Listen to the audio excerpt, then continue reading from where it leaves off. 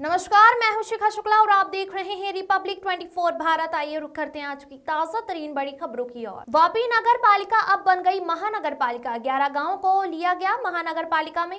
वापी नगर पालिका का महानगर पालिका में तब्दील होने पर जनता को होंगे कई फायदे। गाँव में होंगे कई विकास के कार्य। बिजली, पानी, गटर लाइन जैसी सुविधाओं से अब नहीं रहेंगे छोटे बड़े गाँव वंचित। अब तक जो 11 ग्राम पंचायत थी, अब वो महानगर पालिका में शामिल हो गई, परंतु अभी भी ग्रामजनों के काम वहीं चालू रहेंगे। सभी ग्राम पंचायत पर महानगर पालिका के कर्मचारी तैनात रहेंगे। छोटे बड़े कामों के लिए पालिका तक आने की जरूरत नहीं।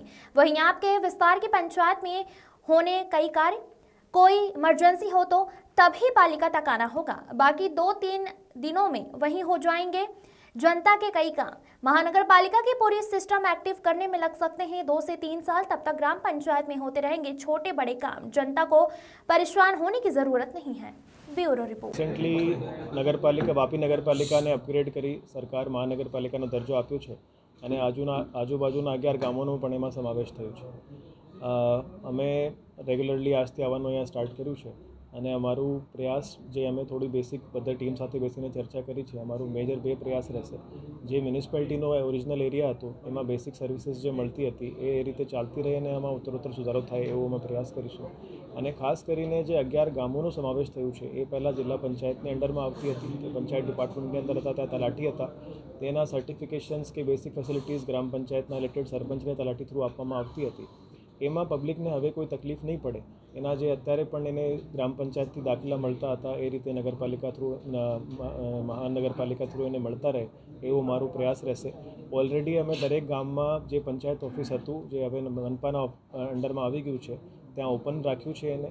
ત્યાં અમારો એક સ્ટાફ ડેલી બેસે છે સવારથી સાંજ। પબ્લિકની જેટલી પણ અરજીઓ હશે ત્યાં લેવામાં આવશે અને જે મનપાના ઓથોરાઇઝ્ડ પાવર છે સબ રજિસ્ટ્રાર થ્રુ એ પણ સર્ટિફિકેટ્સ એને ત્યાંથી તાત્કાલિક 1 કે 2 દિવસમાં આપવામાં આવશે। આ સિવાય કોઈ અર્જન્સી હોય તો મહાનગરપાલિકાના ઓફિસમાં આવીને એ પણ કામ કરાવી શકે છે। પણ અમારી પ્રયાસ એ રહેશે કે કોઈને આટલી દૂરથી અહીંયા આવવાની જરૂર નહીં પડે। 11 ગામના પંચાયત ઓફિસ ખુલ્યા છે। આ પંચાયત ઓફિસ હવે સૂચિત વોર્ડ ઓફિસ તરીકે ચાલશે, ત્યાં અમારું સ્ટાફ અવેલેબલ રહેશે અને એને કોઈ તકલીફ નહીં પડે એવો મારો પ્રયાસ રહેશે।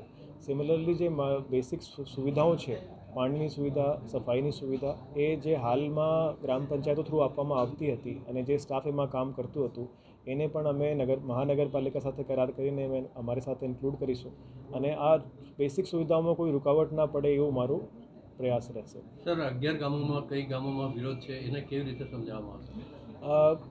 11 મારા પાસે કોઈ ગામમાં વિરોધનો સમાચાર તો નથી આવ્યો। અમારી રિસેન્ટલી 11 ગામોના સરપંચ સાથે પણ મિટિંગ થઈ છે।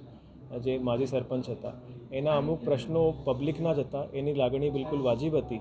એના પ્રશ્નો મેઇનલી એ હતા અને કન્ફ્યુઝન હતા કે જ્યારે મનપા આવશે ત્યારે પબ્લિકને દાખલા મળવાના હશે, જે પબ્લિકના ઓલરેડી કામોની અરજી આવી ગઈ છે એનું શું થશે એનો અમે એની સાથે ચર્ચા કરીને પ્રોસેસ બનાવ્યું છે।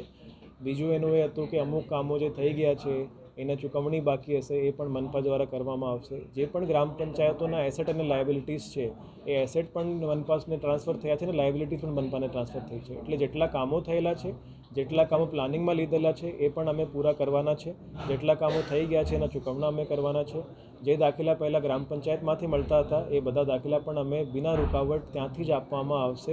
એટલે એના સરપંચો હતા એની લાગણી એ જ હતી કે એના વિસ્તારની પબ્લિકને કોઈ તકલીફ નહીં પડે એમાં ક્લેરિફિકેશન આપવામાં આવે અને અમે આગળ પણ એ જનતાના એક પ્રતિનિધિ છે જ, ભલે ચૂંટાયેલા હતા, આજે લીગલી એમાં નહીં હશે પણ અમે બધાની સાથે મળીને કામ કરીશું। પબ્લિકના પણ કોઈ ફીડબેક હોય એ પણ લેવામાં આવશે અને પબ્લિકને કોઈ પણ તકલીફ પડતી હોય તો અમારી બધા મીડિયા મિત્રોને પણ રિક્વેસ્ટ છે કે જે પણ જેન્યુઇન પ્રશ્નો હોય અમારા પણ ધ્યાન ઉપર લાવે અને એના અનઇન્ટરપ્ટેડ સર્વિસીસ પહેલાં મળતી હતી એના કરતાં પણ સારી રીતે મળે એવું અમારા ફ્યુચરમાં પ્રયાસ કરીશું અને હાલના તબક્કે એટલીસ્ટ જે લેવલ ઉપર મળતી હતી એ કન્ટિન્યુ થાય અને ફ્યુચરમાં એમાં સુધારો થાય કે કોઈને એવું લાગે પણ નહીં કે મનપા આવવાથી એને કોઈ નુકસાન થાય છે। અમને એવું જ ટ્રાય કરવાનું છે કે એને એવું એક્સપિરિયન્સ થાય કે મનપા આવ્યા પછી એના જીવન સ્તરમાં સુધારો આવ્યું છે, એને જે સર્વિસીસ મળતી હતી એમાં ઇમ્પ્રુવમેન્ટ થયું છે। Thank you sir.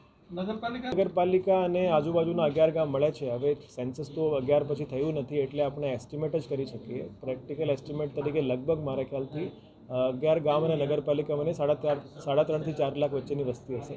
પણ એક ડિટેલ્ડ સર્વેના એસ્ટિમેટ પ્રમાણે અમે વોર્ડ ડિલિમિટેશનની જ્યારે પ્રક્રિયા થશે એ વખતે આપણને થોડી સર્વે કરીને જાણકારી મળશે અને જ્યારે ફ્યુચરમાં ડિટેલ્ડ સેન્સસ થશે ત્યારે પણ આપણને એક્ઝેક્ટ માહિતી મળશે. પણ હાલની આપણી પ્રાથમિક માહિતી એ છે કે લગભગ 73 સ્ક્વેર કિલોમીટરનો એરિયા છે અને 3.5 થી 4 લાખની વસ્તી છે. વસ્તી ગણતરી કયા વર્ષની ગણાશે? નહીં, વસ્તી ગણતરી તો લીગલી તો સરકારનું સેન્સસ 2011નું જ છે.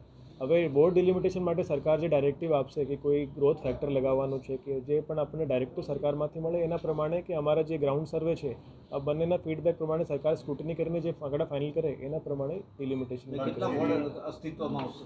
એ પણ અત્યારે નક્કી નથી. પણ જે પ્રાઇમરી અમારી સરકાર તરફથી ડાયરેક્ટિવ આવ્યા છે કદાચ 11 થી 12 વોર્ડ અહીંયા બની શકે. સર, છીરી એક ગ્રામ પંચાયત છે, છીરી એક ગ્રામ પંચાયત છે અને ડુંગળી ફળિયા એક વોર્ડમાં છે. ત્યાં આખા વાપીમાં બધાથી વધારે ગંદકી છે સર. તો એક ડોર ટુ ડોર કલેક્શન થાય કે કોઈને ફેંકવાની જરૂર નહીં પડે અને અમારા પ્રોસેસિંગ સેન્ટર ઉપર એને લઈને જઈએ ને એનો પ્રોપરલી પ્રોસેસ કરીએ. નવા આવનાર ગામોને મહાનગરપાલિકાના લાભો મળતા કેટલો સમય લાગશે અંદાજે? જો મહાનગરપાલિકાનું કામ છે basic services municipal services provide કરવાનું અને ગ્રામ પંચાયત તો જે પહેલાં ચાલતી હતી એ અત્યારે તો શોર્ટ ટર્મમાં તો એવું જ કહી શકાય કે એટલીસ્ટ જે મોડમાં ફેસિલિટીઝ મળતી રહેતી એ અનઇન્ટરપ્ટેડ ચાલે. પબ્લિકને એવું ફીલ નહીં થાય કે કોઈ એડમિનિસ્ટ્રેશન બદલ્યું છે. પણ જ્યારે મહાનગરપાલિકા બને છે ત્યારે મહેકમ પણ સરકાર એડિશનલ સેન્કશન કરે છે. સરકારનો ઇન્ફ્રાસ્ટ્રક્ચર માટે ફંડિંગ પણ એડિશનલ આવે છે. એટલે એ જ્યારે ઇન્ક્રીઝ થશે તો ડેફિનેટલી તેનો પ્લાન ડેવલપમેન્ટ થશે અને તેના ઇન્ફ્રાસ્ટ્રક્ચરમાં ખાસો ઇમ્પ્રુવમેન્ટ ફ્યુચરમાં દેખાવા મળશે. પણ ઇન્ફ્રાસ્ટ્રક્ચર પ્રોજેક્ટ્સનો એક જેસ્ટેશન પીરિયડ હોય છે. એકદમથી 2 મહિના 3 મહિનામાં નહીં આવી જતું. એના 1-2 વર્ષની પ્રક્રિયા હોય. જ્યારે કે મેઇનલી માની લો કે પાણી અને ડ્રેનેજના છે તો એના સર્વે કરીને પ્રોજેક્ટ્સ બનાવવા પડે, એની સરકારની મંજૂરી મળે, ટેન્ડર પ્રક્રિયા થાય, પછી કામ કોઈને આપે અને એનું જ્યારે બધું કામ થાય અને સારી ડ્રેનેજ લાઇન્સ કનેક્ટ થઈ જાય તો પછી એનો સુધારો દેખવામાં મળે. પણ એ શોર્ટ પ્રક્રિયા નથી, લાંબી પ્રક્રિયા છે અને ફ્યુચરમાં ડેફિનેટલી આવશે. ટેક્સમાં હાલમાં કોઈ ફેરફાર થવાનો નથી. ओके, चलो। ऐसे ही ताज़ा तरीन खबरों को देखने के लिए बने रहिए हमारे साथ।